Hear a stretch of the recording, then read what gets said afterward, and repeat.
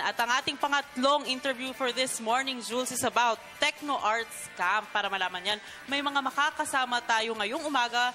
Kasama po natin si Ms. Cecil Guidte Alvarez, UNESCO Artist for Peace. Makakasama din natin from Korea, Bosul Kim, ng Seoul Institute of Arts, Digital Arts, Yang Won Lee, Special Team for Programming. Good morning.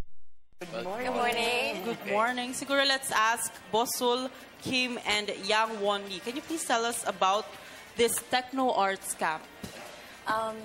Hello, we're from Seoul Institute of the Arts, and we are here to support the Techno Arts Camp with the connection with UNESCO, supported by Cecil Alvarez.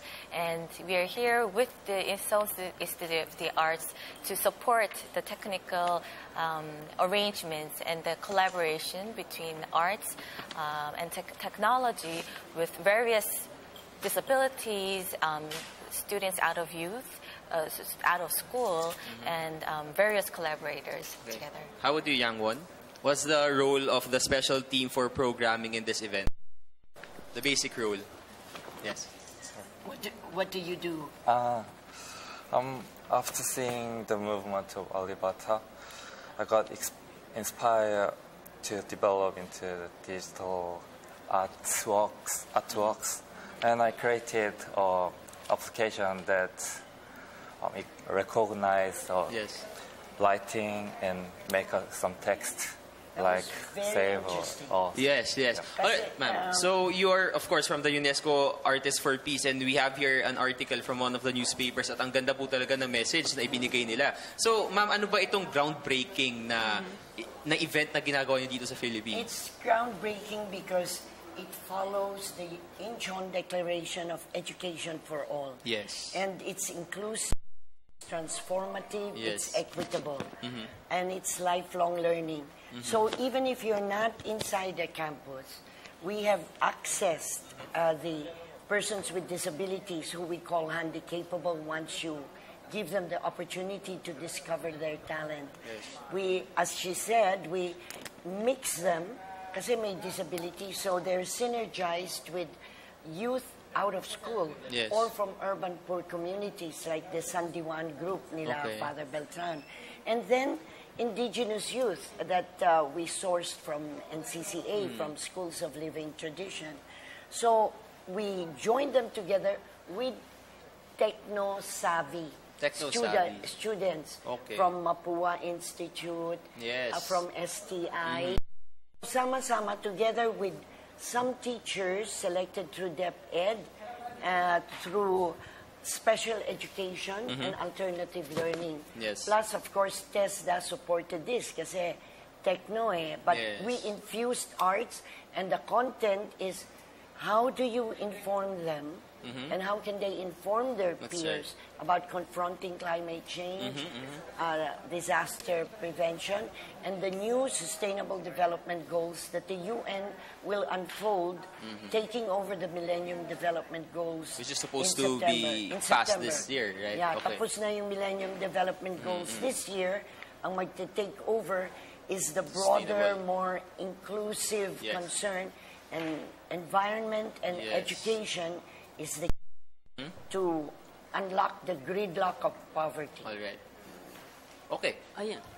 So, Ms. Bosul, we've been mentioning that climate change and disaster risk reduction has a very important role in this advocacy. So, how do you think the arts and the digital arts will be used to propagate and mainstream this climate change advocacy? Actually, to answer that question, it started with the visit from Cecil to our school at Seoul Institute of the Arts on May, and we showed various projects. The school, it was opened up in 50 years ago with the theatrical live performance of the Drama Academy, but we are infusing cutting-edge technology arts and trying to find new forms. So we had a webtoon, interactive webtoon project that Cecil was interested in seeing it. And with that project, we were inspired to maybe bring in drawings, live performance, and music and movement into a multimedia combined project to the audience. So while the camp was happening and while we were all together, I saw many exploration and expressions from the participants with their less abilities. Maybe they are deaf, but sometimes they cannot move their bodies, but still they were able to express their emotions, and they were still able to say something to the world. So after seeing all that, we supported to bring those elements together, increased some more of the technical elements and the aspect, and then we finally, at the last day, which was yesterday, finally presented the outputs and the work together through the camp. It was very interesting because all of our partners, like the venue was the Boy Scouts of the Philippines, TESDA supported, the DepEd director of NCR was so touched. Really? She said she would have it echoed by us training so many of their special education teachers and alternative learning. So, makikita nila dun sa palabas, even just 8 minutes. An 8-minute show. Well, no, there were many others. They even did the comics on how you can cut carbon. And children, starting from age 10 to, 30, 35. And what is really stunning was you could see the drawings of the kids were animated. It was all of this, and it was supported with performance. And then there were, of course, real video shots also that the techies sourced from all of the disasters, from super drought. Because the performance was titled Agony, Death, and Resurrection of the Forest and the Oceans. So, Karla, merong fusion talaga nung digital arts and yung real life. Kasi yung talents mismo. So, there tama. Napakaganda kasi nga, ito nga kanina binabasa ko itong pinakita sa atin na message na yun nga yung disability is hindi siya magiging hindrance para, maging part nga nitong katulad na ng ginagawa nila ngayong Techno Art Camp. And sabi, nabasa ko din po dito, yung mga best participants will participate also in Paris. Well, this is what's exciting for our country.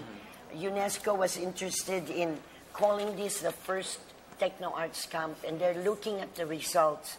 And there is an interest to project this because on December 3, it's the United Nations World Disability Day, and the Climate Change Conference is happening.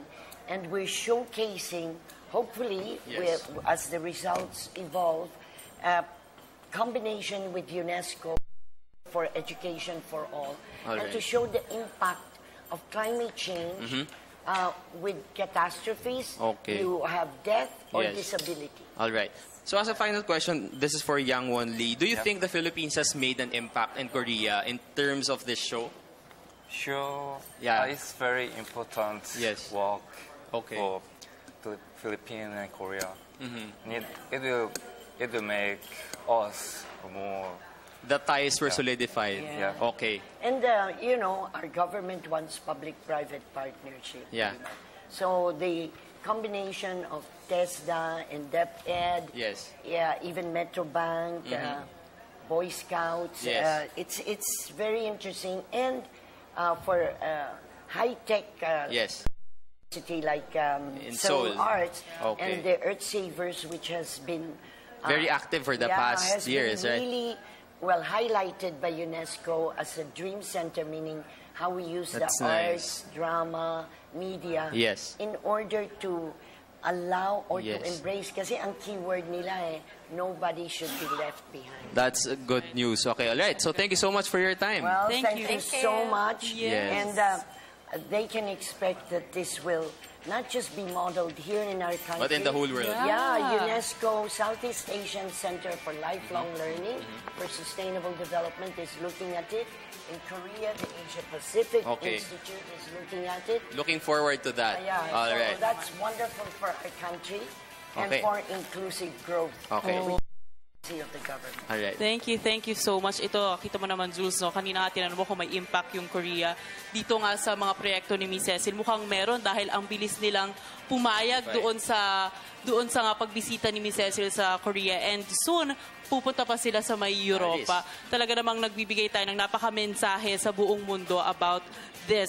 Again, nakasama po natin si Miss Cecil Guidte Alvarez ng UNESCO Arts for Peace, Bosul Kim, and of course of Earth Savers. Kasama din natin si Bosul Kim ng Seoul Institute of Arts. And Yang Won Lee is special team for programming. Thank you so much. Okay, tuloy-tuloy pa rin po. Thank you so much. Thank you so much. Tuloy-tuloy pa rin po ang ating live discussions. Lahat ng yan sa pagbabalik ng Good Morning Boss.